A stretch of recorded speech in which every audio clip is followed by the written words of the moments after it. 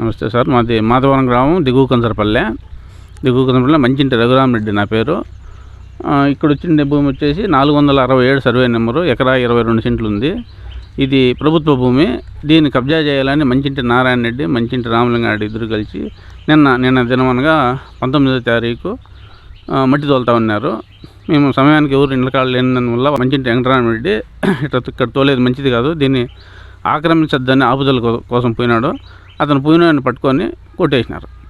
కొట్టి కింద పడితే మేమందరం కలిసి తిప్పి హాస్పిటల్కి చేర్చినాము.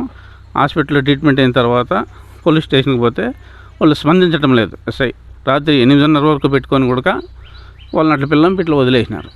ఎటువంటి ఈ కబ్జాదారుల పైన ఎటువంటి చర్య తీసుకోలేదు వీళ్ళు.